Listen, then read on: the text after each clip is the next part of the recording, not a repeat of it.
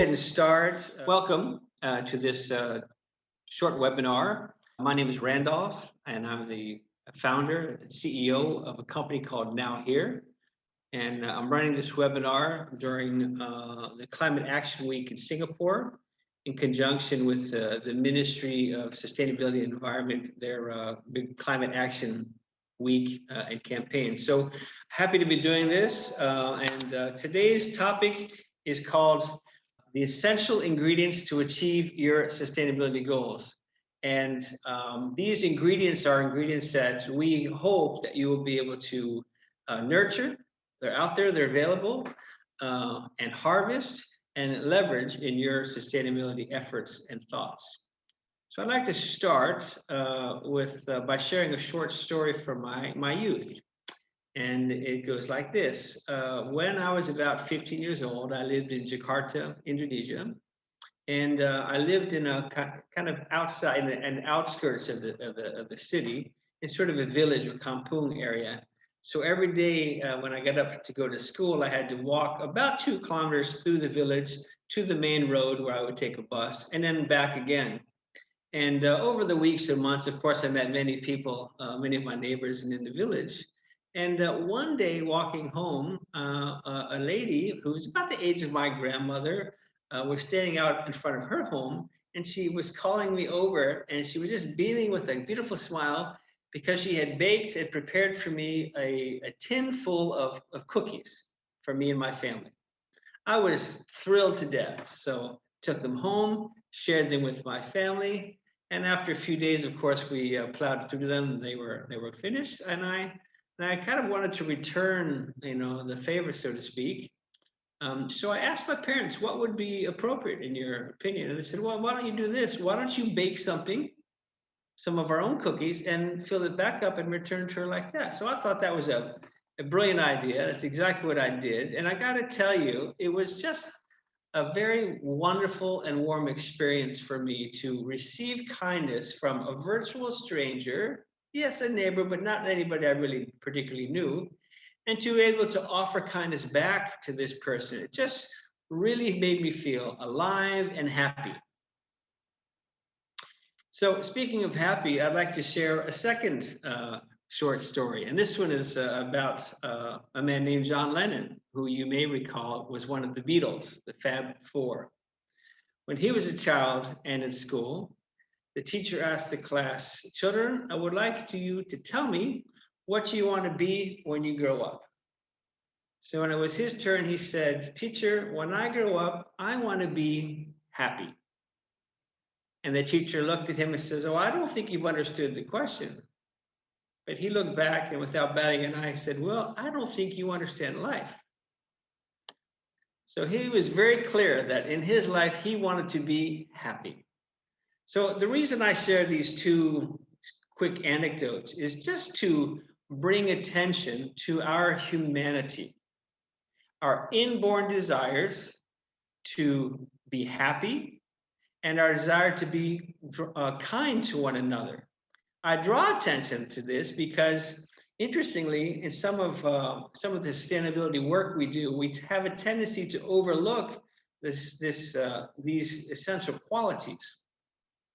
And speaking of essential qualities, let me flash before you this slide, which talks about common ingredients that people bring to their sustainability efforts and initiatives, right? So when we work with corporations or schools or eco-organizations, the ingredients that are normally brought to bear for the initiatives are lots of clever people who have degrees in biodiversity and environmentalism and life sciences and chemistry and so many wonderful degrees. Spending a lot of time developing awareness and sharing the facts and the information. There's also carbon footprint calculators and other ways to calculate the impact we're having on the earth. A lot of money is allocated, always essential. A lot of famous people and powerful people become associated with the drives. And most organizations have clear and well-articulated goals. So these are ingredients that we normally think of when we think about running sustainability campaigns or initiatives.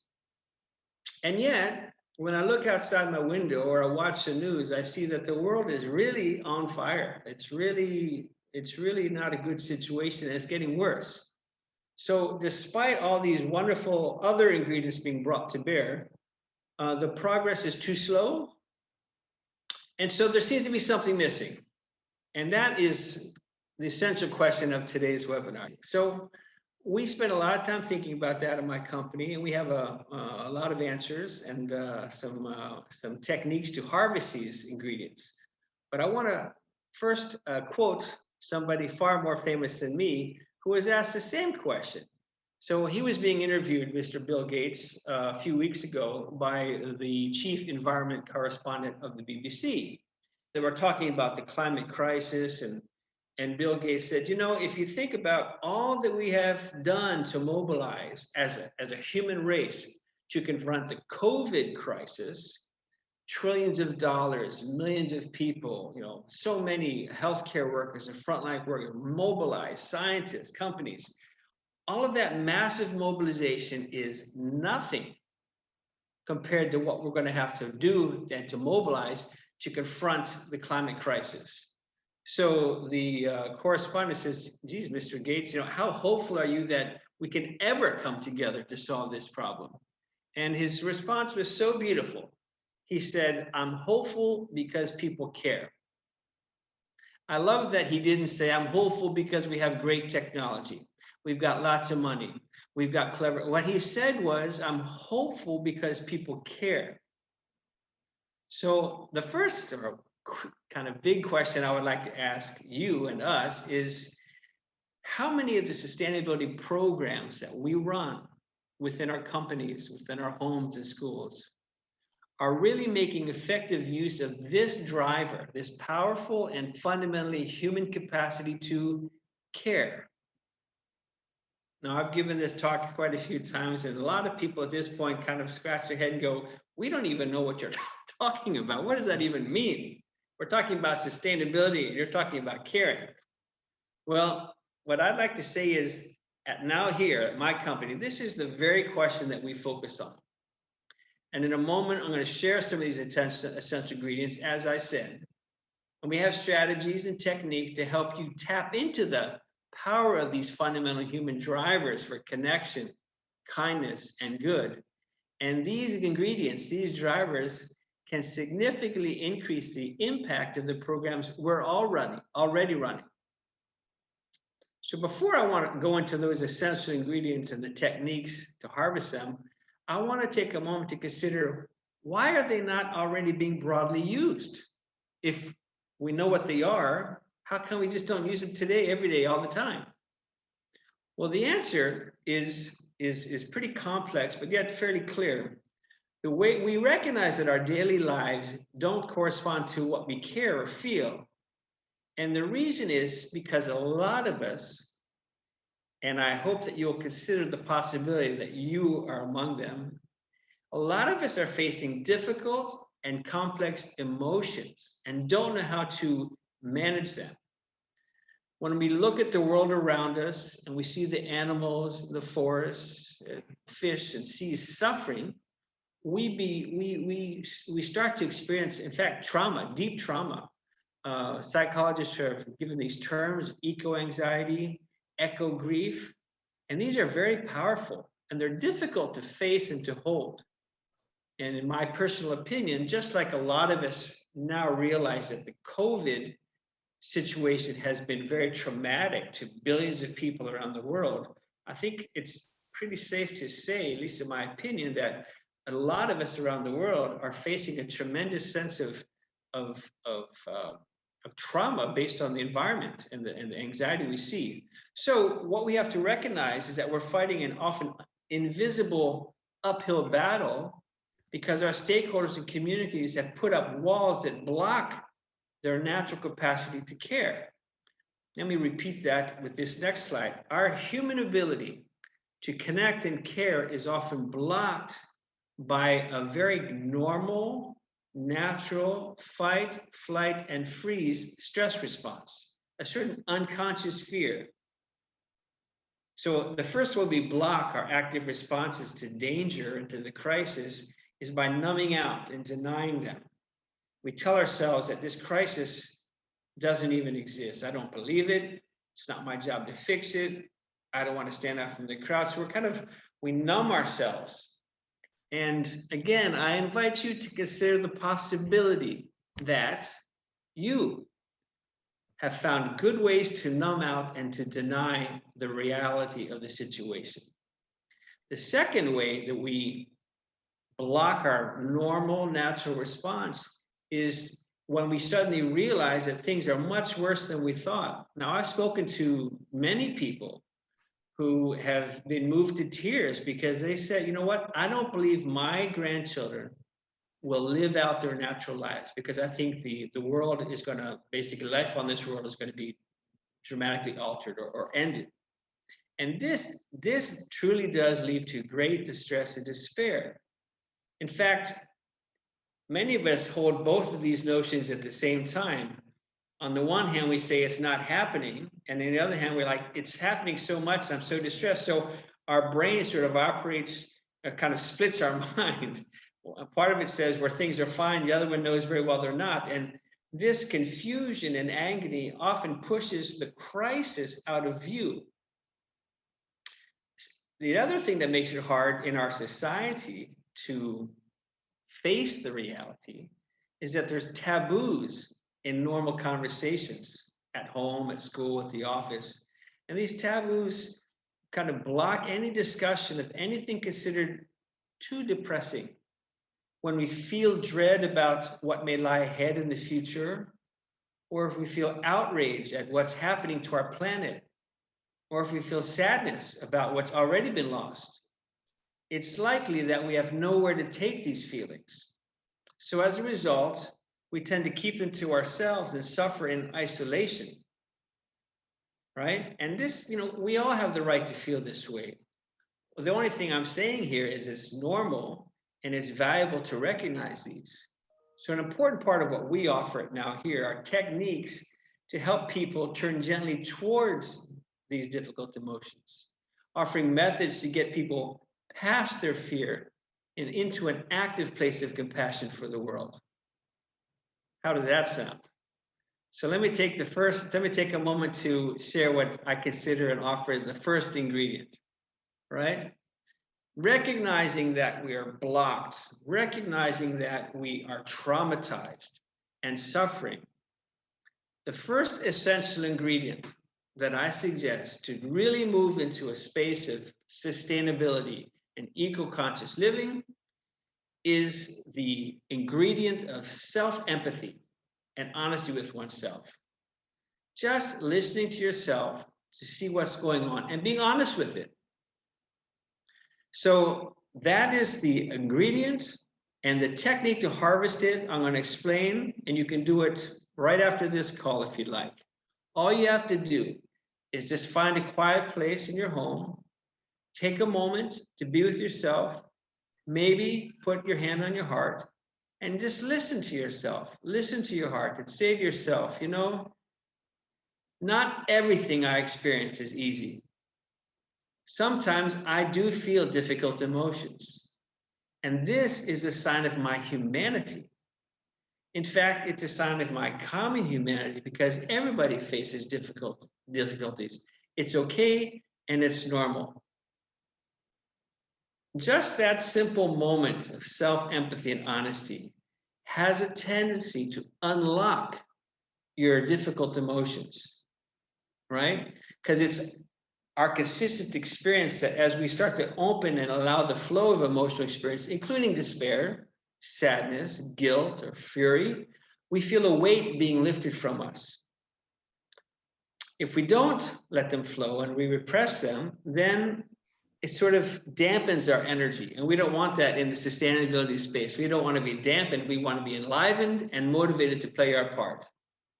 And what you'll find when you practice self-empathy and honesty, you'll find that there'll be an increased determination to act and a renewed appetite for life. Who doesn't want that?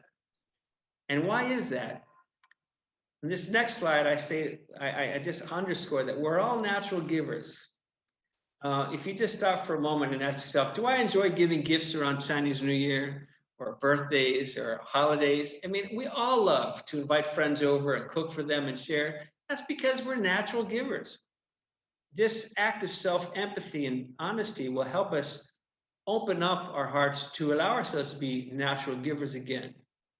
And as we do that, we recall that we have a wish, and every single person I've ever spoken to in my life says to me they have a wish to leave a healthy and beautiful world for their children and their grandchildren. And I love that because the mere fact of having that intention tells me that clearly and unmistakably they have an appreciation for the inestimable value and the beauty of the earth. And just that intention and recognition is so powerful. And despite having that recognition of the beauty and the power, and we want to leave it for our children and grandchildren, don't we? That's what we all say.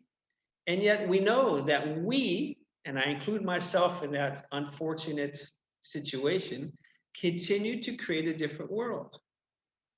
We continue day by day to make choices, decisions, which are neither kind nor compassionate to others or to the environment. Now, this is maybe difficult for some of us, but I think if we take a moment to be brutally honest, and that's why the first ingredient was self-empathy and honesty. If we're brutally honest with ourselves in this moment, we have to say, you know what? I am contributing to this. I do make decisions that I regret, choices that I regret. I don't say that to shame us or make us feel bad, but just to allow us to be a little bit honest. And we who work in sustainability, we have the experience of running programs that are intelligent, exciting, make sense. But after the initiatives are done, we realize that our stakeholders and our communities kind of go back to their old ways. Why is that? I mean, I ask myself, if every time I threw out a bag of rubbish, if it ended up on the pillow next to me while I sleep, I would probably live differently. But I find a way to push it away and to imagine that the problem goes away when I put the rubbish out on the street corner. So why is it that when we are given tools that we drop off, even though we have so much care and so much affection in our hearts?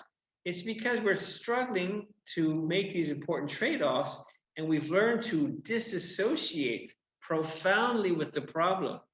If we don't disassociate with it, it overwhelms us, and we have this sense of grief and fear. So the important thing to overcome this traumatic disassociation is to reconnect with nature, reconnect with life.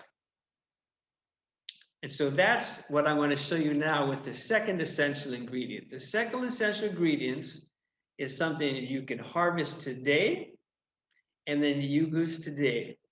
And it's going to be surprisingly easy. And here it is. This ingredient is the ingredient of stillness and awe. It's a key ingredient. And all it takes to harvest it is, like a moment ago, you just take a moment in your life. Maybe you sit in nature, you go down to the park, or you sit in your room and you imagine a beautiful space.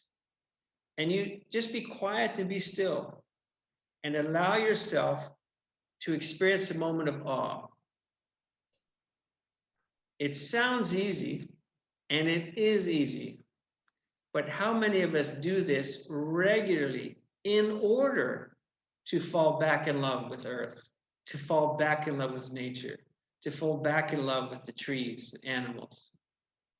So this is an extremely powerful and essential ingredient to help us overcome the despair and the grief. But the beautiful thing is that when we take a moment to do this little technique, it allows us to instantly feel a shift. If you do this evening, stop and feel a little bit of awe and stillness, you will feel that you're tapping in to a certain level of compassion that's not possible if you're in denial or switched off from your pain. And you don't have to go through any pain to get there. So this simple ingredient, if you add it to your program or to life, starts again to unlock your power and starts you on your journey of reconnection. To continue the journey, there's another ingredient that I'm going to suggest to you. It's the essential ingredient called gratitude. Again, this is not a complex technique, but let me ask you this. All of us, wouldn't we hate to wake up one morning and find ourselves stuck on a barren planet like, say, Mars, where there's no grass, no birds, no insects, no laughter, no pets, no loved ones, no family or friends? The truth is that the sights and sounds of the life that surround us is something we enjoy every day. But do we take a moment to appreciate it and to feel that appreciation? It doesn't take long to go there. And this gratitude not only starts to change our attitudes, but importantly, it changes our actions because we start to recognize the interconnection. Gratitude has been deeply studied. And we know that it promotes a sense of well-being. It isn't dependent on things going well. It leads to increased levels of happiness and satisfaction. It's an antidote to consumerism. It motivates us to act for the world. It's really an amazing superpower and ingredient. It's like a superfood. The next ingredient I want to share in the few minutes that remain is the ingredient which I call perception of 7 generations. And I learned this from a Native American teaching from the Seneca Nation. They met and presented some documents to the United Nations back in 1977. And the guidance that suggestions they gave is that, when we sit in council in our families, in our homes, in our governments and communities, when you sit in council for the welfare of your people, you must not think of yourself or even your family, not even of your own generation. But the guidance is to make decisions on behalf of 7 generations coming so that they may enjoy what you have today. How's that for an essential ingredient? A perception of 7 generations time frame. I mean, how differently would we make our decisions in our companies, in our schools, in our families, in our vacations, if we asked ourselves, how would this benefit or be right for the 7 generations out? And this image, this photo that I'm showing I just happen to love it. It was taken in 2004. 13 indigenous grandmothers from various native peoples around the world came together over their concern for the planet and made a historic gathering and reiterated this important ingredient called this time frame of 7 generations. The last ingredients I want to share with you, which are absolutely essential, are empathy and compassion. I bet you didn't think you were going to hear that tonight on this presentation on sustainability. But why do I say they're essential? Because something's missing. We know this. Look outside, watch the news. We know that something's missing. And my personal conviction, and that of my company, is that essentially what's missing is high levels of empathy and compassion, one for another, for nature, the earth, and all of life. And it also is borne out by science and research, which says that strong environmental attitudes and behaviors are highly correlated to levels of empathy and compassion. So these are really powerful ingredients, and I've suggested some techniques to do that. And I just want to mention in closing that this is what my company does. Now, this is not a sales pitch. I just wanted to share with you the essential ingredients that we think really matter. We've developed a platform which is called Treasure Earth. And there's a mobile app associated with it. You can download it, it's free. This week is the Singapore Climate Action Week. So when you go into the app, you can find a challenge or a campaign called Singapore Green Week. And every day, or you'll find in there 7 different challenges, one per day, which you can do. They're easy, they're fun, and essentially they help you practice gratitude, have empathy and compassion, practice stillness and awe, and have a longer term prime perspective. And you can post photographs and comments in there as well. So that's how I'd like to close this presentation by saying that the change starts within us. The problem, we tend to think that the earth crisis and the climate crisis is a problem that's out there. And I personally think that the outer world is kind of a reflection of our inner world. And we can't really fix through our sustainability programs what's out there unless at the same time we're fixing what's in here.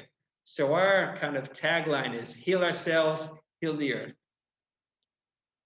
And as I said, I invite you to contact us if you'd like any more information. This is what we do all day long. Our website, treasureearth.global, Now.Here.global, and my email. So thank you very much. It's just coming to the top of the hour. I spoke quickly because I wanted to respect the time. It's a 30-minute webinar, but we do have time for Q&A or comments. And so I'd be delighted if anybody had a question or comment. You can unmute yourself and speak, or you can put it in the chat box.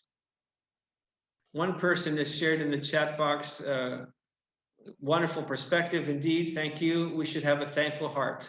Thank you for that feedback. Thank you very much, Randolph. This is Christian. I'm sorry I joined a little bit late. It's a great approach. I really enjoy this. I'm just wondering, I mean, I think it's fantastic, and it's all our mindsets that needs to change in our approaches on a personal level. I'm wondering if you have pitched that to corporations and how they react to this. Yeah, I appreciate the question, Christian, and it's lovely to see you. So we pitch this every day.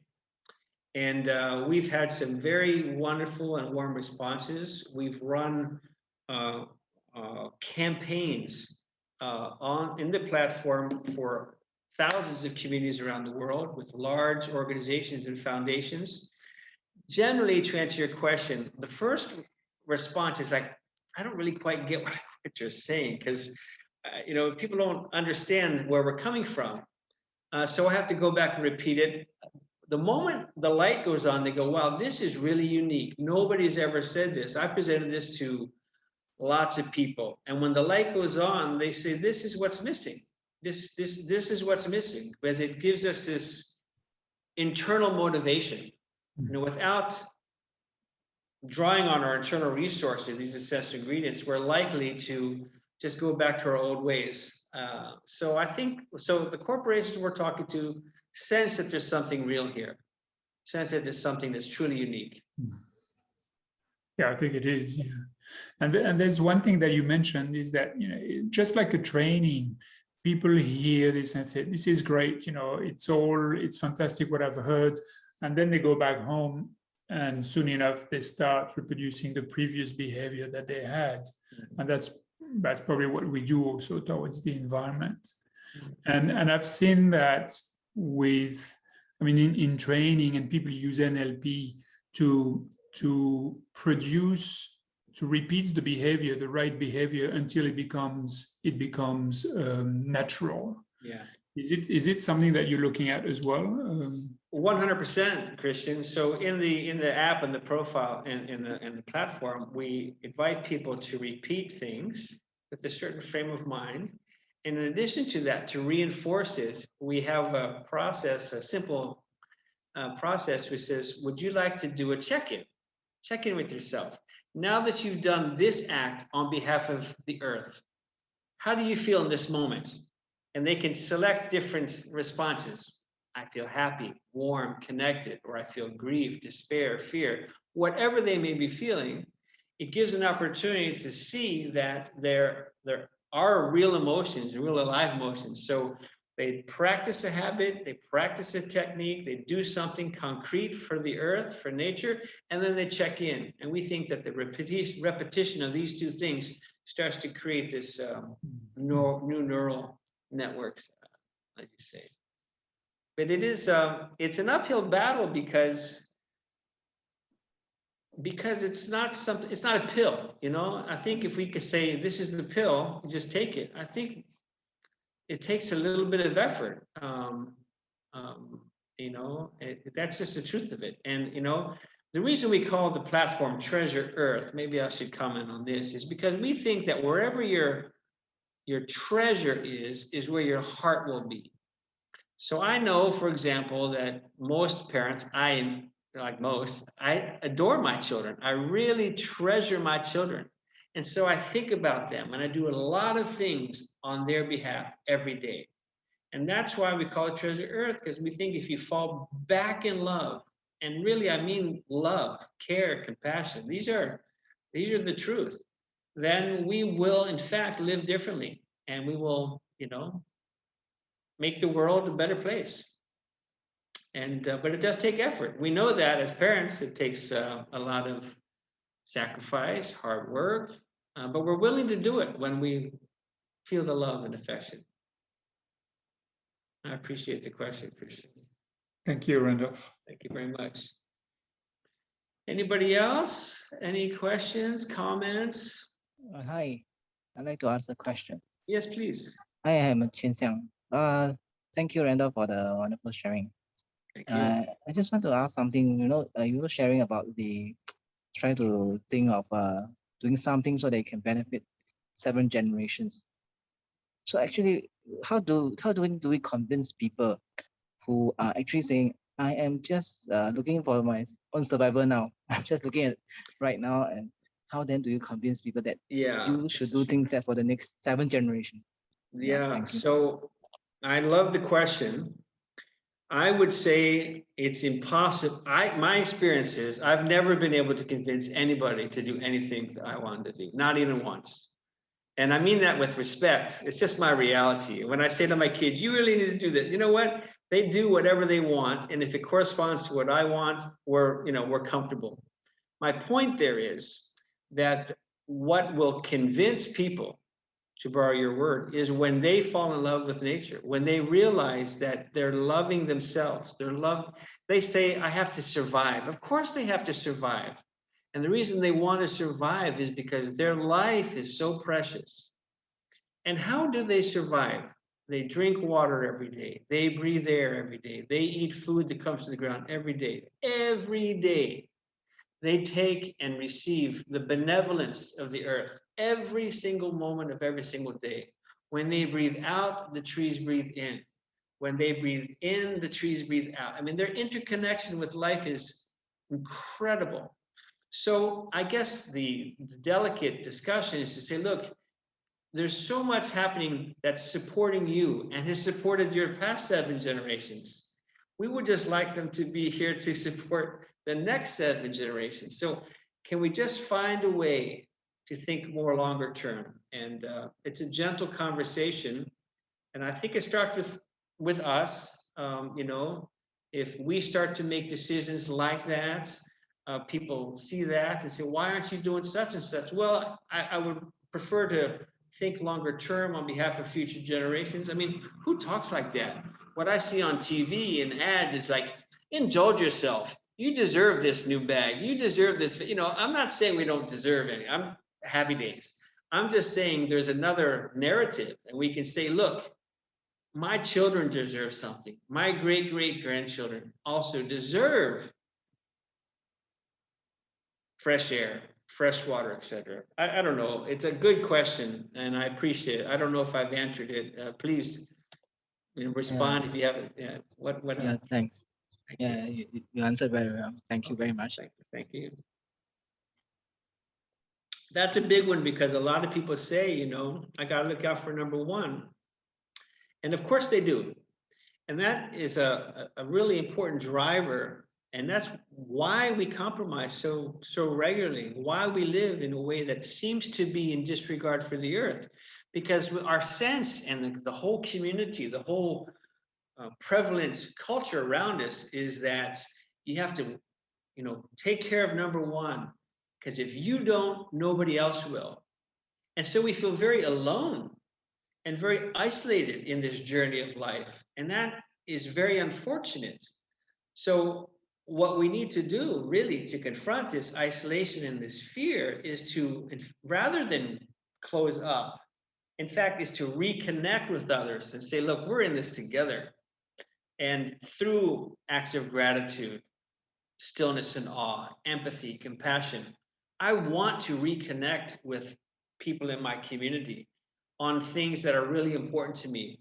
And I'm not going to worry about over consuming or consuming things that are maybe not necessary, for example.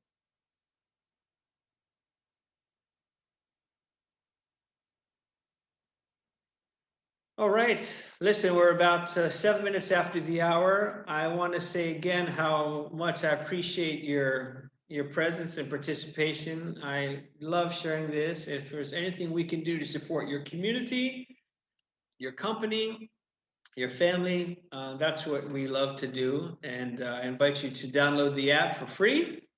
It's called Treasure Earth. We just go to the App Store and download it. And you can join the challenge in there, or the campaign, which is called the Singapore Green Week, and have some fun with it. So thank you very much. I think we'll close the call here. It's lovely to see everybody, and I appreciate your joining us. Thanks, everyone.